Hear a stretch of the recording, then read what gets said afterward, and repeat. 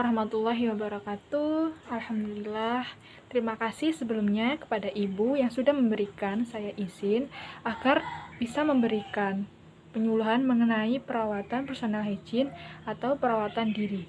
Nah, sebelumnya saya akan memperkenalkan diri. Di sini saya bernama Nisa Muflihatin Muthaharoh, mahasiswi dari Stikes Binasihat PPNI Kabupaten Mojokerto. Nah, sebelumnya di sini saya akan menjelaskan bagaimana sih perawatan personal hygiene itu dan bagaimana cara perawatannya yang baik dan benar. Nah, di sini mungkin Ibu sudah mengetahui beberapa hal cara untuk perawatan personal hygiene. Nah, tujuan saya di sini ada mengevaluasi kembali bagaimana pemahaman Ibu tentang perawatan personal hygiene. Sebelumnya, kita kontrak waktu dulu ya, Bu. Saya akan menjelaskan mengenai perawatan personal hygiene selama 20 menit. Nah, nanti jika Ibu belum paham, bisa Ibu tanyakan. Nah, di sini saya akan menjelaskan mengenai perawatan personal hygiene atau perawatan diri selama masa nifas. Nah, sebelumnya masa nifas itu apa sih? Nah, masa nifas itu adalah masa setelah persalinan dan kelahiran bayi. Nah, dan ketika alat-alat kandungan kembali seperti keadaan sebelum hamil yang berlangsung selama kira-kira 6 minggu.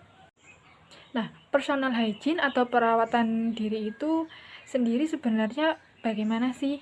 Nah, perawatan diri adalah suatu kebersihan atau tindakan untuk memelihara kebersihan dan kesehatan seseorang untuk menjaga kesejahteraan fisik dan psikis. Nah, personal hygiene atau perawatan diri sendiri itu mengapa sih perlu dilakukan dan apa sih tujuannya? Dan seperti ini ya, Bu. Jadi tujuannya untuk melakukan perawatan personal hygiene yaitu agar dapat meningkatkan derajat kesehatan seseorang, dapat memelihara kebersihan diri seseorang, dapat memperbaiki personal hygiene yang kurang, mencegah penyakit, menciptakan keindahan, dan meningkatkan rasa percaya diri. Untuk kebutuhan personal hygiene atau perawatan diri, apa saja sih kebutuhannya yang perlu Ibu lakukan? Jadi begini ya, Bu, kebersihan untuk perawatan diri Ibu nifas yaitu agar dapat mencegah sumber infeksi. Nah, misalnya dengan minimal mandi 2 kali dalam sehari, lalu membersihkan daerah perineum atau daerah kewanitaan Ibu menggunakan antiseptik. Nah, secara keseluruhan perawatan diri atau personal hygiene dapat dilakukan yang pertama yaitu dari pakaian. Dan jika menggunakan pakaian, Ibu sebaiknya menggunakan pakaian yang berbahan mudah menyerap keringat. Nah, karena apa? Karena pasca melahirkan biasanya produksi keringat itu meningkat atau lebih banyak. Dan sebaiknya Ibu menggunakan pakaian longgar pada daerah dada sehingga payudara tidak tertekan dan tidak terdapat keringat atau terdapat keringat yang begitu banyak. Demikian juga pada pakaian dalam agar tidak terjadi iritasi atau lecet pada daerah sekitarnya karena akibat adanya lokeya pasca melahirkan. Selanjutnya yang kedua adalah kebersihan rambut. Nah, untuk kebersihan rambut, kemungkinan Ibu pasca melahirkan mengalami kerontokan rambut akibat gangguan pada perubahan hormon sehingga keadaannya menjadi lebih tipis dibandingkan keadaan normal. Nah, jumlah dan lamanya kerontokan berbeda-beda antara satu wanita dengan wanita yang lain. Meski demikian, kebanyakan akan pulih setelah beberapa bulan pasca melahirkan. Nah, untuk mengatasinya, cuci rambut menggunakan shampoo dan kondisioner yang cukup, lalu menggunakan sisir yang lembut, dan tidak hindari pengering rambut untuk mencegah adanya kerontokan kembali. Selanjutnya, yaitu yang ketiga adalah kebersihan kulit. Nah, setelah persalinan atau pasca melahirkan, ekstra cairan tubuh yang dibutuhkan saat hamil akan dikeluarkan kembali melalui air seni dan keringat untuk menghilangkan pembengkakan pada wajah, kaki, betis, dan tangan Ibu. Oleh karena itu, dalam minggu-minggu pertama, Setelah melahirkan, ibu akan merasakan jumlah keringat yang lebih banyak dari biasanya. Nah, untuk mengatasinya, usahakan ibu mandi lebih sering agar tidak kering pada kulit ibu. Dan sebaiknya 2 kali dalam sehari. Selanjutnya adalah kebersihan vulva dan sekitarnya. Nah, sebelumnya mungkin ibu sudah mengetahui bagaimana cara membersihkan vulva dan sekitarnya. Di sini saya akan menjelaskan kembali teknik cara pembersihan vulva dan sekitarnya. Yang pertama yaitu membersihkan daerah kelamin dengan cara membersihkan daerah di sekitar vulva atau daerah kewanitaan ibu terlebih dahulu dari depan sampai ke belakang. Baru kemudian membersihkan daerah sekitar anus. Lalu bersihkan juga vulva setiap kali buang air kecil atau besar. Selanjutnya, ibu sebaiknya mengganti pembalut atau kain pembalut setidaknya 2 kali dalam sehari. Nah, jika kain dapat digunakan setelah dicuci, sebaiknya kain dikeringkan di bawah matahari atau disetrika untuk menghilangkan bakteri.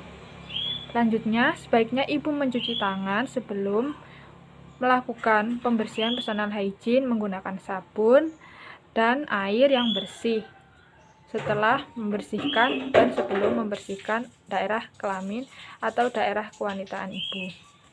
Nah, sebelumnya apakah ibu mempunyai luka episiotomi atau laserasi, yaitu robekan pada daerah perineum? Nah, jika ibu mempunyai luka laserasi atau episiotomi ataupun juga robekan, sebaiknya ibu menghindari menyentuh luka tersebut untuk menghindari infeksi.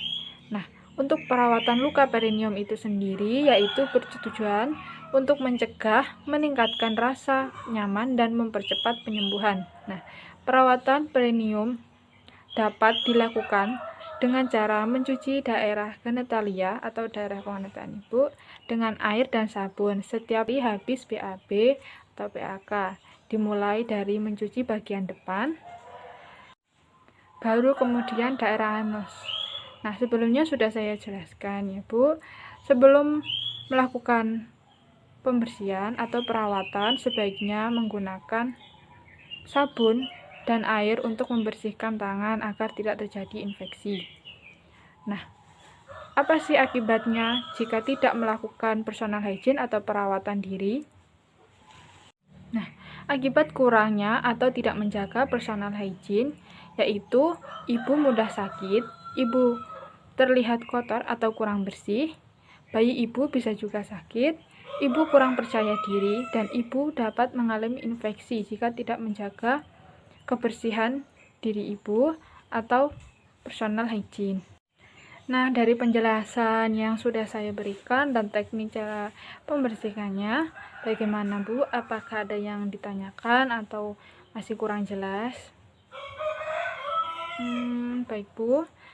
Jadi, dari pertama tadi ya, nah, melakukan perawatan diri itu perlu untuk menjaga kebersihan diri ibu, mulai dari pakaian, dari rambut, kebersihan kulit, kebersihan vulva, dan cara membersihkannya untuk mencegah adanya infeksi dan memberi kenyamanan pada ibu serta memberi percaya diri pada diri ibu. Nah, terima kasih Bu karena telah memberikan saya kesempatan pada pagi hari ini memberikan penyuluhan mengenai perawatan diri atau personal hygiene pada ibu. Saya ucapkan terima kasih, dan jika ada salah kata yang saya ucapkan, saya mohon maaf. Terima kasih. Assalamualaikum warahmatullahi wabarakatuh.